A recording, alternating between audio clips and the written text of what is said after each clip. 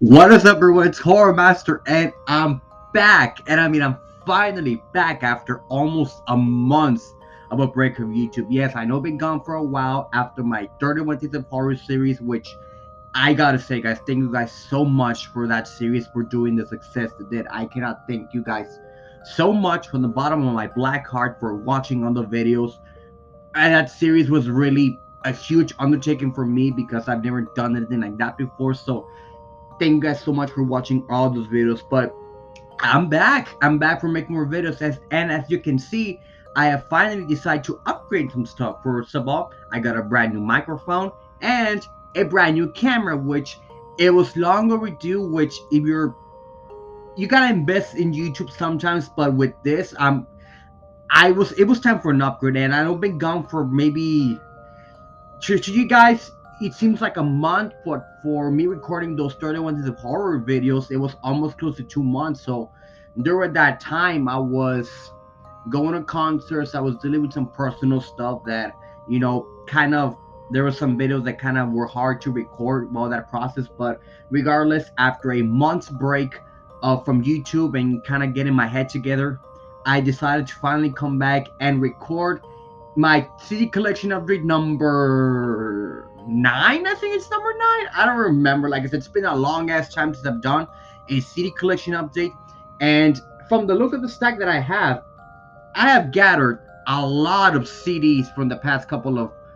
Last time I did it was like 3 months ago, which I haven't. It's not really a big ass stack, but for me it's a big stack because I haven't shown you guys these videos. Of course, if you follow me on my Instagram, you know the cities I've gathered over the past couple of months. Even though I kind of cut it from buying cities, even though we're coming to the holiday season, I want to cut back because I want to start buying not birthday gifts, Christmas gifts for my friends and my family. So, I'm staying tuned for that. But let's jump jabber jamming. Let's get into the goodies I've gathered in the past 3 months since I've done this update. So let's get into it. So, and like I said, guys, hopefully the quality of the videos is gonna be been better because with the new camera that I bought, which if you're kind of looking for a camera like this, it's a Logic HD 1080p, which I've been testing it and it's kind of pretty good. And the microphone, I can't remember the name of the microphone, but I'll try to remember, put a link down if you want to get yourself something similar to that. But regardless, let's get into showing my goodies. So we have a couple of albums. I think we have quite a lot of albums. Some albums I've gathered through, eBay and all that. Some of them were birthday presents that I gathered, but let's get into it. So the first album that I have in my new collection is, of course, Sepultura with Roots, bloody Roots. I mean, it's pretty much the last Sepultura album that a lot of Sepultura fans who are, from the original album, called Max Calavera being the last album he was a part of. A lot of people afterwards kind of left Sepultura. Even though I'm kind of in that camp, I do enjoy some of the modern Sepultura stuff. But being that this was a sort of new wave reggae away from their death thrash metal roots, it's kind of weird they kind of went new metal, but it's still got some good tracks. Like I said, Roots, Bloody Roots, Rata Mahata, Look Away, Born Stubborn. All good songs. Like I said, even though it's not the greatest Sepultura album you're ever gonna listen to, it's still a very decent album to listen. Next one I have on my collection is, of course, the brand new album, but of course, Behemoth. Of course, I'm talking about Opus Contra Natverum. Now, this album to me, when this was announced, and I gotta remember, go back all the way back to when I saw Behemoth back in April. They play a brand new song, which was of My Herculum Exile, which I think was a song they played live. I don't remember. And of course, I got really excited for the album. Of course, being Behemoth, one of the biggest bands in the world right now, of course, the excitement is off the roots. And of course, I got the booklet edition. I got the white edition. There was also a black edition of the album, which I should have gotten it. But like you said, one copy is enough for me. I just wish I could have gotten one of the copies that was signed by the band. But, there might be some other time. But, the packaging, really, really great packaging. Like I said, Behemoth is one of those bands that always goes above and beyond for their fans, to showing what artistry they can do. Now, in terms of albums, how this album ranks in their I guess, modern sound. It's a bit better than I Love You the Darkest, but again, it will never, nothing will ever come close to the Satanist. But as an album, it's still a pretty fucking amazing album. Die Become Eternal, Once Upon a Pale Horse, which I think is probably my favorite song of the album. The Deadless Song, one of the first singles from the album. New Spartacus. I mean, it's Behemoth. You know what you're gonna get with Behemoth, but it's still a fucking kick-ass album.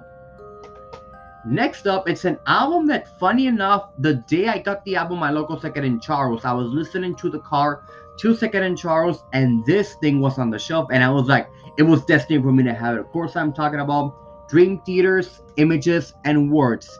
Now, the last time I kind of did a CD collection update, I have gathered some Dream Theater CDs, also my collection. Of course, I had to get Images and Words, probably their most famous album for their most well-known song, Put Me Under, which one of the greatest heavy metal songs of all time, period. But if you go more deep into the album, you get songs like Metropolis Part 1, which will eventually build up to, of course, the album Metropolis Part 2, Waiting for Sleep, Take the Time, Learning to Live. I mean, what more can you say about Dream Theater? Hasn't been said enough. And like I said, I hope that the focus on the camera is actually giving it justice. Like I said, maybe because of the glare, but I'm kind of making my best. Like I said, brand new camera, still trying to see what works and what doesn't work, but still, it's Dream Theater. What more can I say? Next up, we have the brand new album from, of course, thrash metal legends Megadeth, with their latest album, The Sick, The Dying, and The Dead. I actually got this on Walmart, which was, if I can find the cover here, I know it came with a limited edition cover, which the thing about that cover that really bucks my gears was that it's bigger than the album to put in, which it fucking sucks whenever they do that, but I'm like, nah. But in terms of the album, this album fucking is fucking awesome. Better than the Dystopia by fucking far, people. Like, I gotta say this, I wasn't the biggest fan of Dystopia. I thought that Dystopia was kind of a bit of a letdown, but with The Sick, The Dying, and The Dead, it kind of went back more into more thrash metal roots. Of course, Megadeth being a sort of more political band. I mean, for obvious reasons, but every single track is amazing. The Sick, The Dying, The Dead, Psychopathy, Killing Time, Sacrifice, Junkie. Gotta say, one of 2022's best albums, and might be in the album of the years for 2022, which stay tuned for that video eventually in the Horseman podcast sometime in the near future. But it's still an amazing fucking album. Next up is an album that I had on vinyl, but I actually gave it away to one of my good friends, Alicia, which she's been trying to find that album for a long time. I decided to give it to her as a show of our friendship, and I was like, you know what, I don't have it on CD, so of course I had to get it on CD. Of course, I'm talking about Frontiers by Journey. This is my favorite Journey album of all time. The fact that I actually got to saw Journey live a couple of years ago is mind-blowing in itself. But when you have the song Separate Ways, Worlds Apart, which one of the best songs in the discography, but you go more deep into the album, you get some really unknown tracks a lot of people don't really listen to, only listen to the hits. Send Her My Love, my god, that song. Alicia, if you're watching this, I damn you and love you for getting me more dig into that song. I mean, come on, it's so fucking good. After the Veil, of course, my favorite song and my favorite Journey song, Faithfully, is in the album, so that kind of makes sense. I had to get it. The title track, Rubicon, Trouble Child. It even has some bonus tracks, which were eventually from, I guess, movie soundtracks that eventually were added to the album in later editions. But still, it's fucking Journey. Yeah, I know it's not metal. I mean, it's still fucking Journey. I mean, go to any metal, heavy metalhead, they'll fucking jam to Journey. Next up is a couple of albums I actually found on my local Second and Charles. And I'm surprised these albums were, again, they were on the shelf and nobody else picking. So it was like, it was my destiny to pick them up. And of course, one of them is, of course, Alice in Chains' Jar of Flies EP. Now, I'm not the biggest fans of EPs because sometimes EPs are kind of make or break. The majority times they're make albums, and this one one of the best EPs you're ever gonna hear from a band. Of course, being Alice in Chains, more of a down to earth kind of acoustic kind of sound to it, which a lot of people really don't like acoustic stuff. Which each has their own taste, but Rotten Apple, Nutshell, I Stay Alone, Swing on This. Fucking amazing tracks. Like I said, even though it's an EP, it's still the living crap out of copies back in when it was released in 1994 around there, if I remember correctly. But regardless, it's Alice in Chains, people. Come on. Next album in my collection that I've gathered is, of course, Queensryche Empire.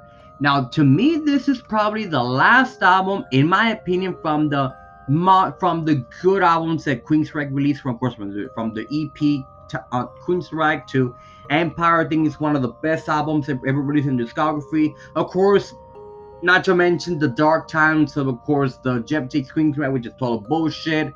But after that, they released some decent albums. But Empire was one of the last impactful albums in the discography. When you have a song like Jet City Woman, which has become probably their go-to song, probably one of their closers in their live shows that I've seen. But of course, the ballad Silent Lucidity, come on, what more can you want from a ballad? The Best I Can, Hand on Heart, One and Only. It's Queensryche, for fuck's sake. I mean, come on, people. Listen to it. Love it. Next up is an album from a kind of known unknown thrash metal band from, I want to say, if I remember my geography right, I think it was around the Bay Area that kind of made it big, but not to the point of like a Metallica or a Slayer. Of course, I'm talking about Flotsam and Jetson's Doomsday of the Deceiver. Now, if you're a Metallica fan, you know this was Jason Newston's first band, which is shocking to see that Jason Newston was in Flotsam and Jetsson in their debut album. Yes, this is their debut album, and I mean, look how young. I mean, I know you can't see it carefully, but look how young Jason was. Look at that hair, man. I mean, look at that fucking hair.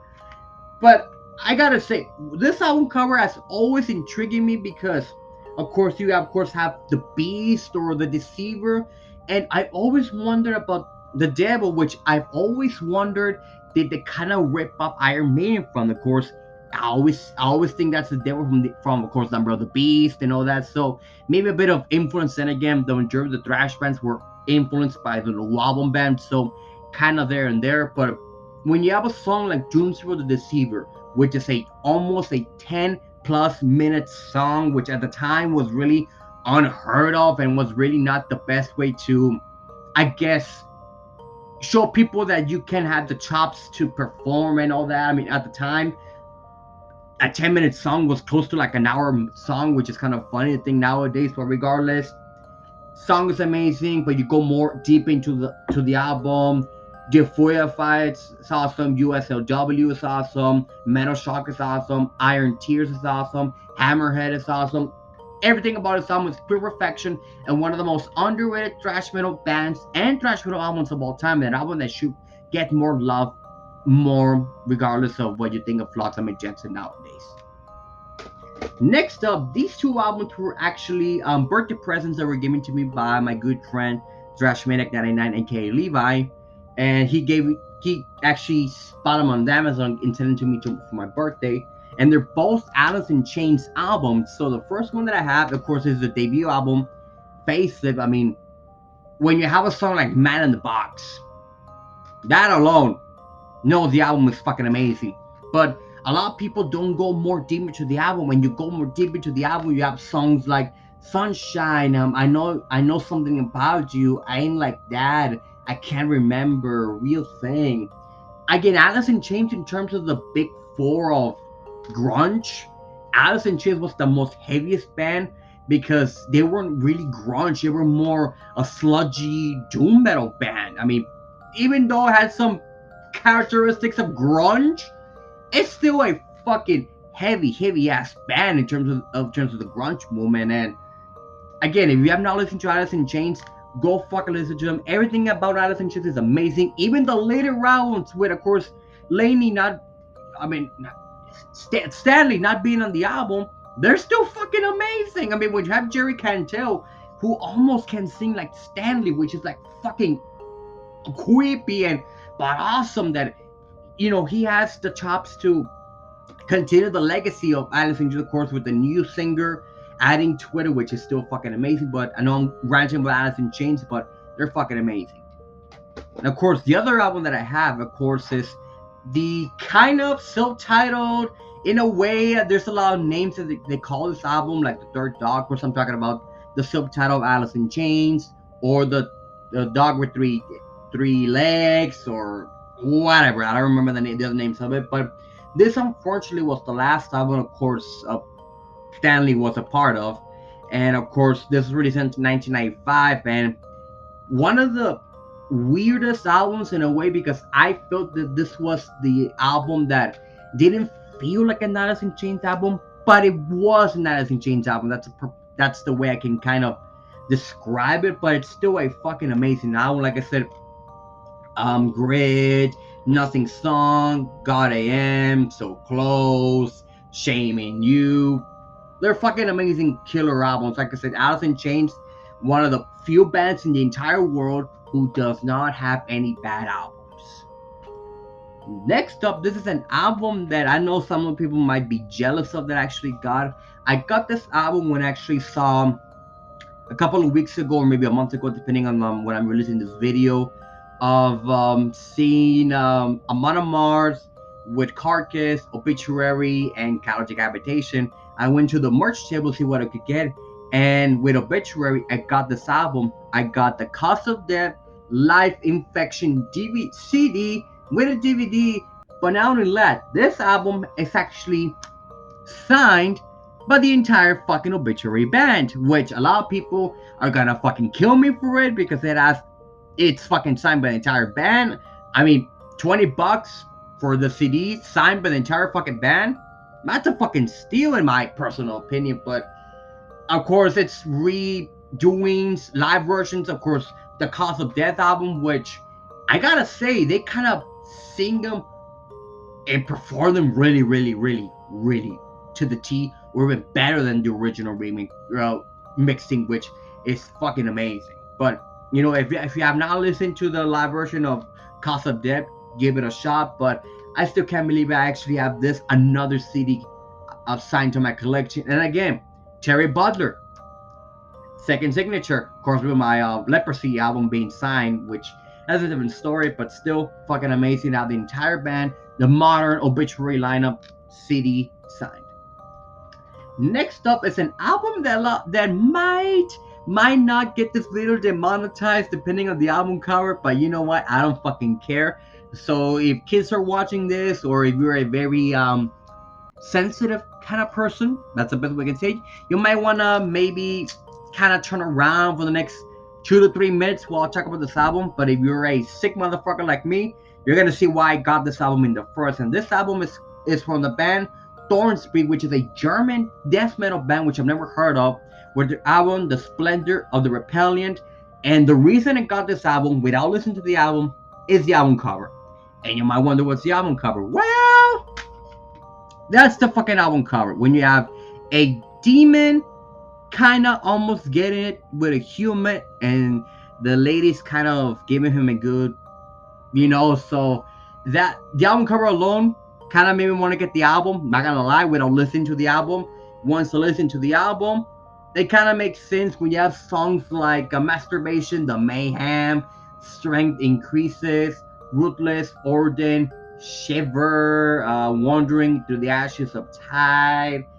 It kind of makes sense why this album it's kind of a rare gem, but like I said, the album cover made me kind of get it, because it's a very provocative album cover, but regardless, it's still a very kick-ass band, which if you have not listened to it, go give it a shot. And the last two albums I have in this CD collection update are two albums that I actually got for my birthday from my good friend Hannah Klein, which, again, thank you for sending these two albums. And again, they were birthday presents that I got, and I finally was able to listen to them and analyze them. And like I said, my friends told me they know what I like, they know what I don't have, which That's the good thing about having Discogs. It helps fucking a lot with birthday and Christmas presents. But regardless, one of the 2 albums that she sent me was, of course, Primordial, Where Greater Men Have Fallen. Now, for the longest time, I've only had To the Nameless Dead because, let's be real, To the Nameless Dead is probably their greatest album ever. But of course, they got some other amazing albums. But when you haven't, this is the latest album I forgot to mention. We have, of course, the title track, Babylon's Tower, Goes to the Charnel House, Yakima's Head, Born Tonight, The Seed of Tyrants. It's fucking amazing. It's Primordial. If you ever seen Primordial live, which I fucking envy you for seeing Primordial live, you know how Primordial is live. This epicness of rituals and heathens and saying burn to the slaves of Rome Burns and the whole everything about Alan and all that, but it's fucking Primordial. So I hope one of these days Primordial comes to the States and I can fucking see them live, which I would love, and I mean love to see them live. And the last album in my CD collection update, and the last album that I got from my birthday present, of course, is by the band Ty Cataflex with their album Geometria. Now, Ty Cataflex is one of those weird ass bands that you really don't know what to categorize them. They're not really death metal. They're not even black metal. They're not even prog metal. They're not even symphonic metal. They're kind of a mixture of a lot of things that kind of make it so awesome, and blending and mixing all these genres, mixing a lot of instruments you never thought would be in a metal album. And it's one of those bands that the more you listen to Ty Cataflex, the more you can appreciate the experimentation and the artistry, of course, of a one-man band in a way. And something about Ty Cataflex that I really love is that the creativity that the man behind Ty Cataflex, which I can't remember his name right now, has the liberty of doing stuff that's really not really in the quote-unquote rules of metal, which there are no fucking rules in metal. Metal rules are meant to be broken, but everything about this album is fucking amazing. If you like Pink Floyd, kind of in a way, you're gonna dig Ty Cataflex in a way, because, like I said, they're not really death metal, black metal. They're not, basically, I don't know what to categorize them, to be honest. They're a mixture of so many subgenres and instruments and experimentation that you need to listen to them to understand what Ty Cataflex is to you. And that does it for this video, guys. I hope you guys really enjoy this video. Like I said, it's been a while since I've done a video, and it's good to be back. Maybe more down the road, maybe a week from now, maybe a couple of days from now, I might release another video depending on my kind of mood. But I wanted to actually bring you guys another video because I haven't done a video almost close to a month after finishing my 31 Days of Horror series, which I also forgot to mention that we surpassed the 70 subscriber mark, which, guys, you have no idea. Thank you guys so much for reaching me to 70 subscribers, and hopefully we can reach 100. Well, baby steps, baby. It's reached to 80 subscribers right now, and then close to 90 and 100 and so on and so forth. But like I said, guys, thank you guys so much for the reception I've gotten for the past couple of 2 months with my 31 Days of Horror series, and I'm really excited to bring you guys more well quality videos with this microphone that I got, with this new camera that I got. Hopefully the quality is better. Let me know, guys. Let me know in the comments below if you like this new quality. And like I said, guys, thank you guys so much for watching. Stay safe, everyone, and until next time, stay metal.